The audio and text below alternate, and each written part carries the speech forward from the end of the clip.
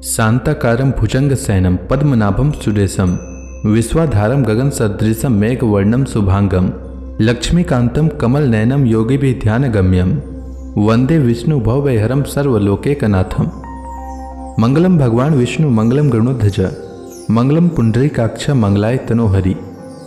ओम नमो भगवते वासुदेवाय। आज का दिन आप सभी के लिए मंगलमय हो। आइए सुनते हैं फागुन मास कथा का 7वां अध्याय। श्री मैत्रेय जी आगे कहते हैं, विदुर जी, भगवान के इस प्रकार आश्वासन देने से देवताओं का भय जाता रहा और वे उन्हें प्रणाम करके स्वर्ग लोक को चले गए। तदंतर विराट स्वरूप भगवान गरुड़ पर चढ़कर अपने भक्त को देखने के लिए मधुवन में आए। उस समय ध्रुव जी तीव्र योगाभ्यास से एकाग्र हुई बुद्धि के द्वारा भगवान की बिजली के समान दीप्यमान जिस मूर्ति का अपने हृदय कमल में ध्यान कर रहे थे वह सहसा विलीन हो गई। इससे घबराकर उन्होंने ज्यों ही नेत्र खोले कि भगवान के उसी रूप को बाहर अपने सामने खड़ा देखा। प्रभु का दर्शन पाकर बालक ध्रुव को बड़ा कौतूहल हुआ। वे प्रेम में अधीर हो गया। उसने पृथ्वी पर दंड के समान लौटकर उन्हें प्रणाम किया। फिर वे इस प्रकार प्रेम भरी दृष्टि से उनकी ओर देखने लगे मानो नेत्रों से उन्हें पी जाएंगे, मुख से चूम लेंगे और भुजाओं में कस लेंगे। वे हाथ जोड़े प्रभु के सामने खड़े थे और उनकी स्तुति करना चाहते थे, परंतु किस प्रकार करे यह नहीं जानते थे। सर्वांतर्यामी हरि उनके मन की बात जान गए। उन्होंने कृपा पूर्वक अपने वेदमय शंख को उनके गाल से छुआ दिया। ध्रुव जी भविष्य में अविचल पद प्राप्त करने वाले थे। इस समय शंख का स्पर्श होते ही उन्होंने वेदमय दिव्य वाणी प्राप्त हो गई और जीव तथा ब्रह्म के स्वरूप का भी निश्चय हो गया। वे अत्यंत भक्ति भाव से धैर्य पूर्वक विश्व विख्यात कीर्तिमान श्रीहरि की स्तुति करने लगे। ध्रुव जी ने कहा, प्रभु, आप सर्वशक्ति संपन्न हैं। आप ही मेरे अंतःकरण में प्रवेश कर अपने तेज से मेरी सोई हुई वाणी को सजीव करते हैं तथा हाथ पैर कान और त्वचा आदि अन्य अन्य इंद्रियों एवं प्राणों को भी चेतनता देते हैं। मैं आप अंतर्यामी भगवान को प्रणाम करता हूँ। भगवान, आप एक ही हैं, परंतु अपनी अनंत गुणमयी माया शक्ति से इस मदादि संपूर्ण प्रपंच को रचकर अंतर्यामी रूप से उसमें प्रवेश कर जाते हैं और फिर इसके इंद्रियादि असत गुणों में उनके अधिष्ठात्री देवताओं के रूप में स्थित होकर अनेक रूप भासते हैं।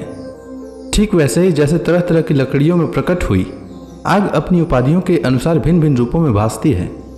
हे नाथ, सृष्टि के आरंभ में ब्रह्मा जी ने भी आपकी शरण लेकर आपके दिए हुए ज्ञान के प्रभाव से ही जगत को सोकर उठे हुए पुरुष के समान देखा था।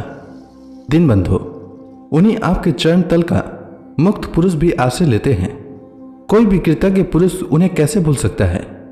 प्रभु, इन 100 तुल्य शरीरों के द्वारा भोगा जाने वाला इंद्रिय और विषयों के संसर्ग से उत्पन्न सुख तो मनुष्यों को नरक में भी मिल सकता है।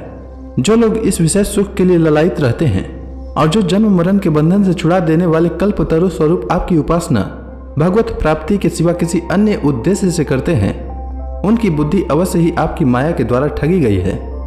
हे नाथ, आपके चरण कमलों का ध्यान करने से और आपके भक्तों के पवित्र चरित्र सुनने से प्राणियों को जो आनंद प्राप्त होता है वह निजानंद स्वरूप ब्रह्म में भी नहीं मिल सकता।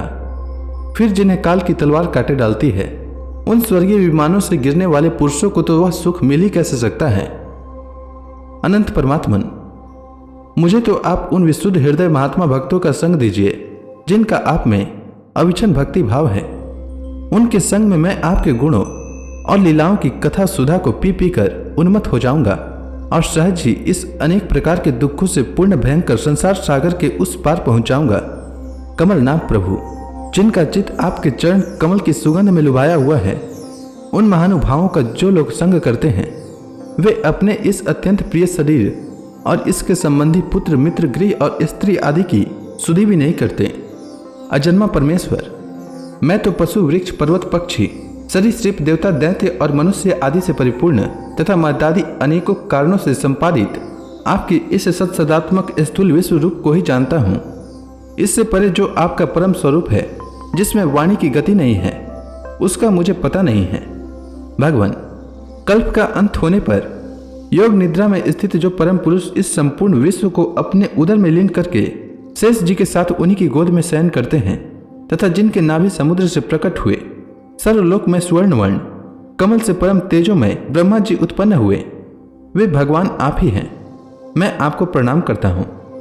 प्रभु, आप अपनी अखंड चिन्मय दृष्टि से बुद्धि की सभी अवस्थाओं के साक्षी हैं तथा नित्य मुक्त शुद्ध सत्वमय सर्वज्ञ परमात्मा स्वरूप निर्विकार आदि पुरुष षडैश्वर्य संपन्न एवं तीनों गुणों के अधीश्वर हैं।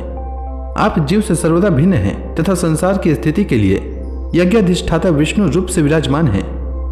आपसे ही विद्या अविद्या आदि विरुद्ध गतियों वाली अनेकों शक्तियां धारावाहिक रूप से निरंतर प्रकट होती रहती हैं। आप जगत के कारण अखंड अनादि अनंत आनंद में निर्विकार ब्रह्म स्वरूप हैं। मैं आपकी शरण हूँ। भगवान, आप परमानंद मूर्ति हैं। जो लोग ऐसा समझकर निष्काम भाव से आपका निरंतर भजन करते हैं, उनके लिए राज्यादि भोगों की अपेक्षा आपके चरण कमलों की प्राप्ति ही भजन का सच्चा फल है। स्वामिन, यद्यपि बात ऐसी ही है तो भी गौ जैसे अपने तुरंत के जन्मे हुए बछड़े को दूध पिलाती और व्याघ्र आदि से बचाती रहती है, उसी प्रकार आप भी भक्तों पर कृपा करने के लिए निरंतर विकल रहने के कारण हम जैसे सकाम जीवों की भी कामना पूर्ण करके उनकी संसार भय से रक्षा करते रहते हैं। श्री मैत्रेय जी कहते हैं, विदुर जी, जब शुभ संकल्प वाले मतिमान ध्रुव जी ने इस प्रकार स्तुति की, तब भक्त वत्सल भगवान उनकी प्रशंसा करते हुए कहने लगे।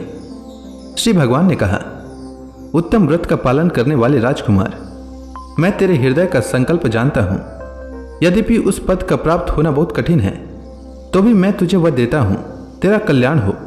भद्र, जिस तेजोमय अविनाशी लोक को आज तक किसी ने प्राप्त नहीं किया, जिसके चारों ओर ग्रह नक्षत्र और तारा गण रूप ज्योतिष चक्र उसी प्रकार चक्कर काटता रहता है जिस प्रकार मेढ़ों के चारों ओर दौरी के बैल घूमते रहते हैं।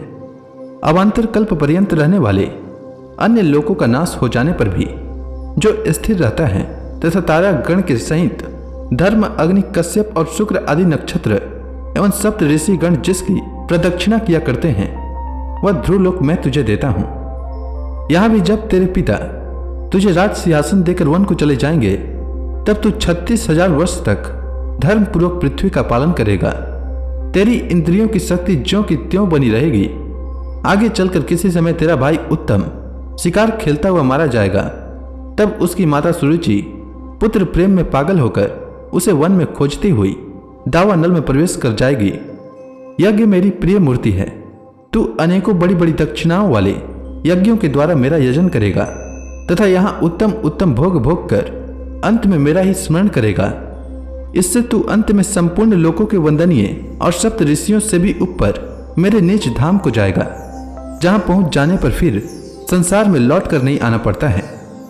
श्री मैत्रेय जी कहते हैं, बालक ध्रुव से इस प्रकार पूजित हो और उसे अपना पद प्रदान कर भगवान श्री गरुड़ ध्वज उसके देखते देखते अपने लोक को चले गए। प्रभु की चरण सेवा से संकल्पित वस्तु प्राप्त हो जाने के कारण यद्यपि ध्रुव जी का संकल्प तो निवृत्त हो गया, किंतु उनका चित्त विशेष प्रसन्न नहीं हुआ। फिर वे अपने नगर को लौट आए। विदुर जी ने पूछा, ब्राह्मण, मायापति श्रीहरि का परम पद तो अत्यंत दुर्लभ है और मिलता भी उनके चरण कमलों की उपासना से ही है। ध्रुव जी भी सारा सार का पूर्ण विवेक रखते थे, फिर एक ही जन्म में उस परम पद को पा लेने पर भी उन्होंने अपने को अकृतार्थ क्यों समझा। तो इसी के साथ यह अध्याय समाप्त हुआ। इसके आगे की कथा में श्री मैत्रेय जी विदुर जी से क्या कहते हैं वह मैं कल के अध्याय में सुनाऊंगा। तब तक के लिए भगवान हरि का नाम लेते रहें। तो प्रेम से बोली भगवान विष्णु की जय, श्री कृष्ण भगवान की जय, भगवान शंकर की जय, समस्त देवी देवताओं की जय।